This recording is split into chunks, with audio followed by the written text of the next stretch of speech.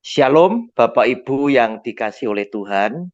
Hari ini muncul banyak pembicara yang hebat, pembicara-pembicara top yang oleh karena tingginya ilmu mereka, mereka seringkali mengeluarkan pengajaran-pengajaran baru. Sesungguhnya pengajaran baru tidak ada masalah. Yang jadi masalah di samping pengajaran itu baru, namun juga menyimpang dari kebenaran Alkitab. Bapak Ibu, untuk supaya anak-anak Tuhan, khususnya jemaat dari golongan kaum awam, tidak bimbang, wajib untuk kita mengerti akan doktrin Trinitas. Untuk itu, nanti gambar daripada video saya mengenai doktrin Trinitas akan saya tampilkan di akhir video saya. Anda bisa langsung untuk menontonnya, mempelajari, karena ada beberapa video ada di sana. Bapak Ibu, apa yang dimaksud dengan doktrin Trinitas? Gunanya untuk apa? Gunanya agar supaya Anda dan saya lebih mudah dan bisa semakin benar menafsirkan isi Alkitab.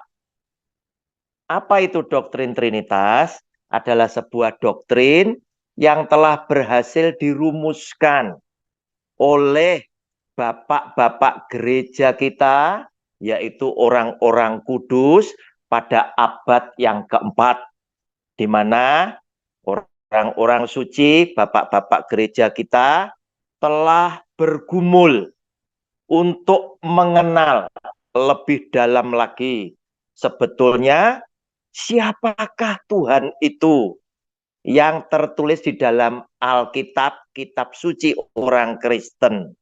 Sehingga pada akhirnya mereka merumuskan sebuah doktrin yang disebut doktrin Trinitas atau Tritunggal Allah, di mana orang-orang suci tadi menemukan ternyata Tuhannya orang Kristen itu adalah Allah Bapa, Allah Anak, Allah Roh Kudus. Muncul pertanyaan, loh, Tuhannya orang Kristen kok tiga? Tidak tiga, ya. Pribadinya tiga yang berbeda, yaitu Allah Bapa, Allah Anak, Allah Roh Kudus. Namun substansinya, hakikatnya, esensinya tetap adalah satu. Artinya seperti yang dikatakan oleh Tuhan Yesus ya di dalam Markus pasal 12 ayat 29. Di situ Tuhan Yesus berkata, jawab Yesus, hukum yang terutama ialah dengarlah hai orang Israel, Tuhan Allah kita, Tuhan itu Esa. Berarti Tuhan itu Esa. Kalau bicara tentang kodrat, tetap Esa adalah Tuhan Sang Pencipta Esa. Tetapi bicara tentang pribadi, itu bisa bicara tentang siapa. Apakah itu Bapa, apakah itu Anak, apakah itu Roh Kudus. Namun Allah Bapa, Allah Anak, Allah Roh Kudus tidak pernah berpisah. Tiga pribadi yang berbeda ada di dalam persekutuan yang indah. Mereka tidak terpisahkan satu dengan yang lainnya, dan di dalam setiap peristiwa yang terjadi di dalam hidup umat ciptaannya, yaitu manusia, Anda dan saya, Allah Bapa, Allah Anak, Allah Roh Kudus selalu menyertai kita. Nah, karena berbicara tentang Allah Anak, Tuhan Yesus, jangan lupa bahwa Tuhan Yesus ini adalah 100% manusia dan 100% ilahi, Allah. Bapak Ibu, Tuhan Yesus inginkan sejak dulu sudah punya peringatan lewat rasulnya yaitu Paulus. Coba kita baca Efesus pasal 4 ayat 11 sampai 15. Tuhan yang Esa yaitu Allah Bapa, Allah Anak, Allah Roh Kudus yang Esa berkata demikian, dan ialah yang memberikan baik rasul-rasul maupun nabi-nabi, baik pemberita-pemberita Injil maupun gembala-gembala dan pengajar-pengajar untuk memperlengkapi orang-orang kudus bagi pekerjaan pelayanan, bagi pembangunan tubuh Kristus. Sampai kita semua telah mencapai kesatuan iman dan pengetahuan yang benar tentang anak Allah, kedewasaan penuh, dan tingkat pertumbuhan yang sesuai dengan kepenuhan, sehingga kita bukan lagi anak-anak yang diombang-ambingkan oleh rupa-rupa angin pengajaran, oleh permainan palsu manusia dalam kelicikan mereka yang menyesatkan. Tetapi dengan teguh berpegang kepada kebenaran di dalam kasih kita, bertumbuh di dalam segala hal ke arah Dia, Kristus yang adalah kepala. Nah, Bapak Ibu, Tuhan ingin mengirimkan baik rasul maupun nabi, pengajar, pemberita firman Tuhan, tujuannya satu, supaya kita itu tidak terombang-ambingkan lewat pengajaran-pengajaran yang sengaja dihadirkan oleh orang-orang tertentu dengan tujuan menyesatkan. Bapak Ibu, jangan takut.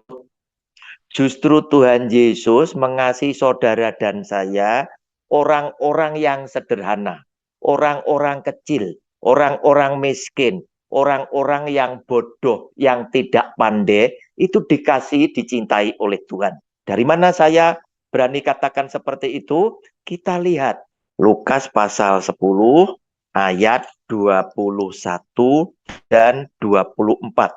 Pada waktu itu juga bergembirilah Yesus dalam Roh Kudus dan berkata, Aku bersyukur kepadamu Bapa, Tuhan langit dan bumi, karena semuanya itu Engkau sembunyikan bagi orang bijak dan orang pandai, tetapi Engkau nyatakan kepada orang kecil. Ya Bapa, itulah yang berkenan kepadamu.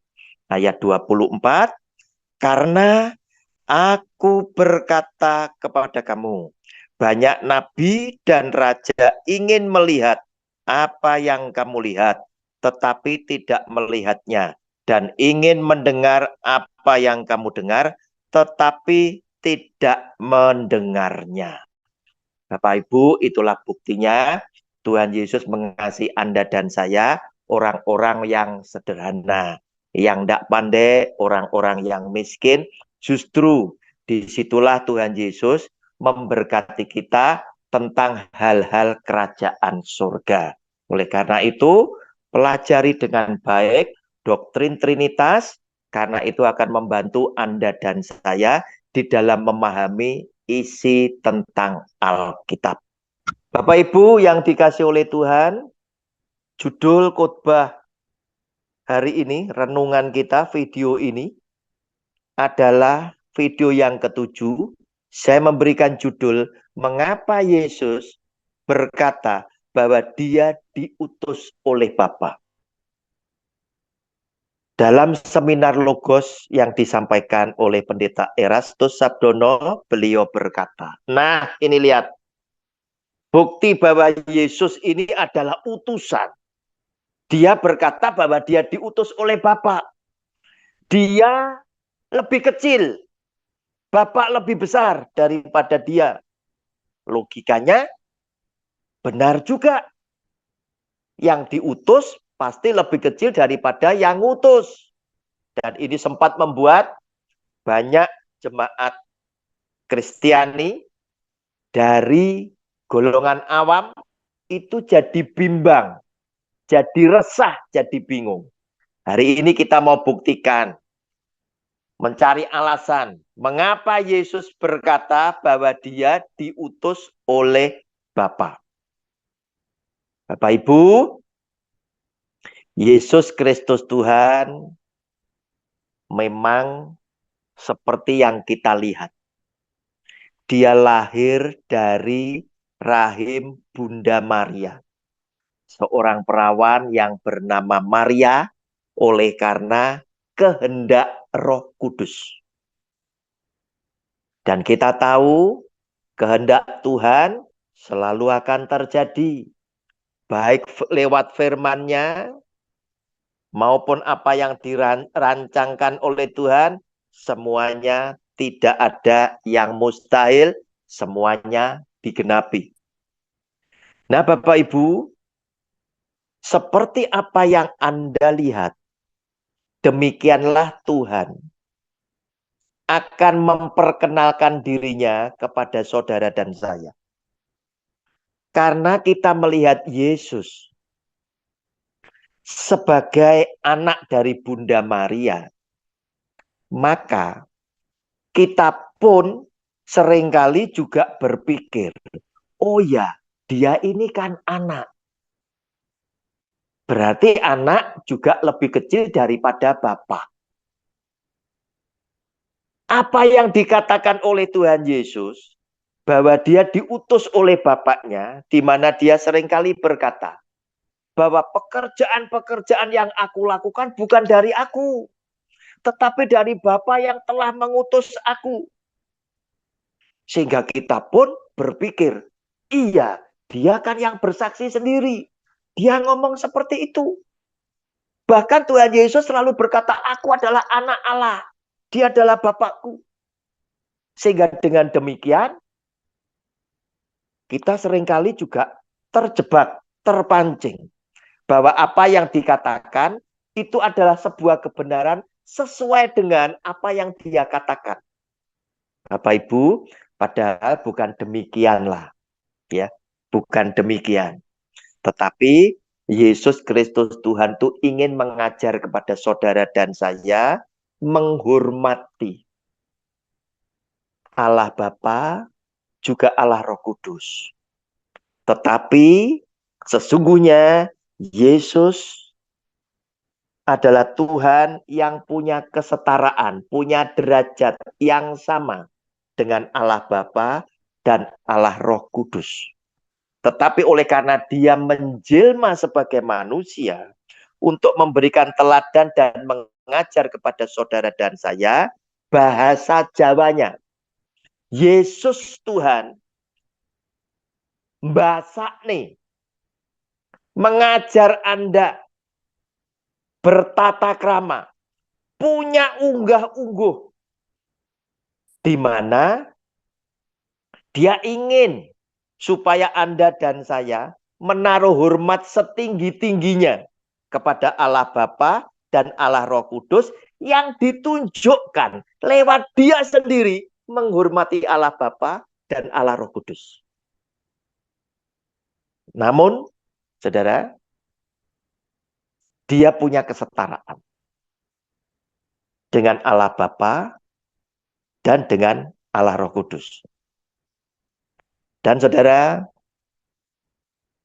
ketika dia ingin supaya Anda menaruh hormat kepada Allah Bapa dan Allah Roh Kudus, dia sempat berkata, hujat kepada anak, hujat kepada dia, akan diampuni. Kita lihat Matius pasal 12 ayat 31 dan 32. Sebab itu aku berkata kepadamu, segala dosa dan hujat manusia akan diampuni. Tetapi hujat terhadap Roh Kudus tidak akan diampuni. Apabila seorang mengucapkan sesuatu menentang anak manusia, ia akan diampuni. Tetapi jika ia menentang Roh Kudus, ia tidak akan diampuni. Di dunia ini tidak, dan di dunia yang akan datang tidak. Bapak Ibu, inilah caranya Yesus Kristus Tuhan ngajar kepada saudara dan saya. Untuk menaruh hormat kepada Allah Bapa dan Allah Roh Kudus, sehingga dia menunjukkan basak nih. Ini istilah Jawa, ya. Bagaimana dia menaruh hormat kepada Allah Bapa dan Allah Roh Kudus. Sampai-sampai dia berkata, segala perbuatan menantang anak manusia, menentang aku, Yesus, akan diampuni. Tetapi hujat kepada Roh Kudus tidak akan diampuni. Di dunia ini tidak. Di dunia yang akan datang tidak. Artinya apa? Pasti tidak diselamatkan. Hujat kepada Roh Kudus tidak diselamatkan. Nah, Bapak Ibu, jangan Anda salah mengartikan dengan apa yang diajarkan oleh Tuhan Yesus. Anda berkesimpulan bahwa dia lebih kecil dari Allah Bapa, dia lebih kecil dari Allah Roh Kudus. Tidak. Sebab apa? Sebab ini saya tunjukkan, ya. Yohanes 14 ayat 26. Tetapi penghibur, yaitu Roh Kudus, yang akan diutus oleh Bapa dalam namaku. Dialah yang akan mengajarkan segala sesuatu kepadamu dan akan mengingatkan kamu akan semua yang telah kukatakan kepadamu. Saudara, Anda lihat bahwa ternyata Roh Kudus itu diutus oleh Bapa dalam nama Yesus. Ya, dalam nama Yesus. Kalau dia ada di bawahnya, pasti tidak mungkin. Tetapi jika ada kesetaraan, yaitu persekutuan yang indah antara Allah Bapa, Allah Anak, Allah Roh Kudus, yang tidak terpisahkan di dalam setiap aspek kehidupan manusia sebagai umat ciptaan, itu mungkin. Sebab tiga yang berbeda ternyata esa. Nah, supaya Anda yakin, Yohanes 15 ayat 26. Jikalau penghibur yang akan kuutus dari Bapa datang. Nah, Bapak Ibu, garis bawahi. Kalau dia lebih kecil dari Bapa, lebih kecil dari Roh Kudus, dia pasti tidak berani mengutus. Jikalau penghibur yang akan kuutus dari Bapa datang, yaitu Roh kebenaran yang keluar, yang ada di dalam persekutuan dari Bapa, ia akan bersaksi tentang aku. Nah, Bapak Ibu, itulah buktinya mengapa Yesus berkata bahwa dia diutus oleh Bapa adalah untuk mengajar kepada saudara dan saya bagaimana Anda dan saya harus menaruh hormat kepada Allah Bapa dan Allah Roh Kudus seperti yang dia tunjukkan bagaimana dia menaruh hormat kepada Bapa dan juga kepada Allah Roh Kudus. Dia juga berkata, barang siapa menyambut aku. Ini bicara kesetaraan. Dia menyambut Bapa yang sudah mengutus aku. Tetapi siapa yang menolak aku, engkau juga menolak Bapa yang mengutus aku. Tetapi engkau yang menerima aku, engkau juga menerima Bapa yang mengutus aku. Yesus sedang mengajar saudara dan saya untuk menaruh hormat kepada Bapa, untuk menaruh hormat kepada Allah Roh Kudus, seperti yang dia tunjukkan bagaimana dia menaruh hormat kepada Bapa dan kepada Allah Roh Kudus. Namun sesungguhnya dari banyak ayat kita bisa tahu ternyata Dia juga yang mengutus Roh Kudus datang kepada saudara dan saya. Artinya, dia punya kesetaraan. Sebab Allah Bapa, Allah Anak, Allah Roh Kudus adalah Esa. Tuhan Yesus memberkati Anda bersama keluarga, sebagaimana Tuhan Yesus sudah memberkati saya bersama dengan keluarga saya. Amin.